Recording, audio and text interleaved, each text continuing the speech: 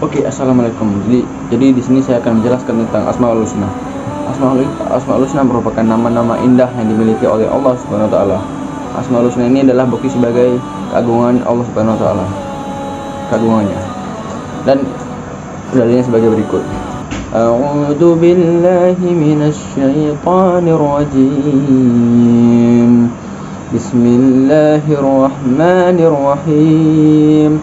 Walillahil asmaul husna fad'uuhu biha wa dzaril ladzina yulhiduna fi asma'ihi sayujzauna ma kanu ya'malun. Shadaqallahul azim. Jadi makna dari ayat tersebut adalah jika kita ingin meminta sesuatu kepada Allah, memohon sesuatu, hendaklah menyebutkan Asmaul Husna, karena Asmaul Husna merupakan amalan yang tak terhingga dan tak terhitung kebaikannya. Dan jika ada orang-orang yang menentang dalam menyebutkan Asmaul Husna, jauhilah, karena orang tersebut merupakan orang yang tercela dan akan mendapatkan balasan dari Allah Subhanahu wa taala. Saya di sini akan menjelaskan beberapa tentang Asmaul Husna. Yaitu yang pertama, Al-Qarim. Al-Qarim di sini adalah Maha Pemurah, Maha Dermawan, atau Maha Pemberilah. Oke. Dan Al-Qarim ini memiliki arti bahwa Allah itu akan memberikan rezeki kepada seluruh makhluknya. Dan rezeki tersebut tidak akan terputus dari pemberian Allah. Oleh karena itu, kita sebagai manusia, kita harus selalu bergantung kepada Allah. Janganlah luput dari pandangan kita terhadap Allah Subhanahu wa taala. Dan jika kita sebagai manusia juga harus saling berbagi kepada manusia lainnya agar kelak kita menjadi manusia yang berguna bagi orang lain. Dan yang kedua itu Al-Mu'min. Al-Mu'min ini adalah Maha Pemberi keamanan dari. Oke, jadi kita bisa ambil kesimpulan bahwa Al-Mu'min ini adalah Allah akan selalu memberikan rasa aman kepada seluruh makhluknya dimanapun dan kapanpun. Oleh karena itu, kita jika sudah percaya kepada Allah, kita harusnya kita itu tidak usah merasa takut akan apapun, sebab Allah akan selalu ada untuk kita.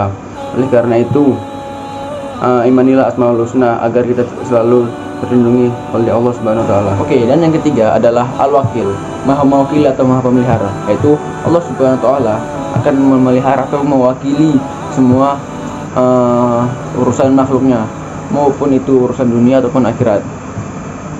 Jika kita sudah iman kuat, pasti kita akan percaya bahwa Allah akan selalu ada untuk kita dan akan selalu mengurusi urusan kita. Oleh karena itu, kita harus percaya kepada Allah. Allah itu adalah Tuhan satu-satunya yang kita sembah. Dan jika kita dalam keadaan masalah atau terpuruk, jangan putus asa, karena Allah masih ada sama kita. Oleh karena itu, kita harus tawakal. Tapi maksud dari tawakal di sini adalah tidak serta-merta menyerahkan semua masalah kepada Allah. Kita juga harus membarengi ibadah kita dan ibadah kita kepada Allah. Oke, yang keempat yaitu adalah Al-Matin. Al-Matin adalah Maha Buku. Allah itu adalah Maha Sempurna dari segala-segalanya. Tidak akan ada yang bisa menandingi Allah Subhanahu wa taala. Oleh karena itu, kita sebagai manusia harus bersikap rendah diri di hadapan Allah Subhanahu wa taala. Dan dengan adanya Al-Matin ini, kita makin percaya bahwa Allah satu-satunya Tuhan yang harus kita percayai. Sebab Allah itu adalah sempurna dari segala hal, tidak ada yang bisa menandinginya dan tidak ada yang bisa menghentikannya. Oleh karena itu, janganlah coba-coba mencela Allah ataupun menghina Allah. Itu tidak baik, itu tercela. Jika ada orang-orang seperti itu, jauhilah. Oke, yang kelima yaitu Al-Jami. Al-Jami ini adalah Maha yang menghimpun atau mengumpulkan, yaitu Allah Subhanahu wa taala dapat mengumpulkan seluruh makhluknya yang tersebar atau yang terserak, maupun itu manusia, benda atau hewan, seluruhnya. Dari Al-Matin ini kita bisa mengetahui bahwa nanti pada akhir kelak Allah akan mengumpulkan seluruh makhluknya di padang mahsyar dan akan dipertentukan nasibnya di situ. Oleh karena itu, dari Al-Matin ini kita belajar bahwa kita harus tetap beribadah kepada Allah dan terus beriman kepada Allah, sebab kita tidak tahu nanti di padang mahsyar termasuk golongan mana, golongan baik atau yang buruk. Yang keenam yaitu Al-Adil. Al-Adil adalah Maha yang adil. Allah Subhanahu wa taala adalah makhluk yang sempurna, dan dalam keadilan Allah pun tidak mungkin salah. Keadilan Allah Subhanahu wa taala itu merupakan absolut, sudah pasti tidak mungkin salah. Oleh karena itu, kita sebagai manusia hanya perlu mengimaninya saja. Mungkin ada beberapa kejadian kita tidak menyadari keadilan Allah Subhanahu wa taala seperti begini. Hidup aku ini tidak adil. Bukan begitu. Kita harus menyimpulkan bahwa mungkin ini Allah akan memberikan hal baik lainnya.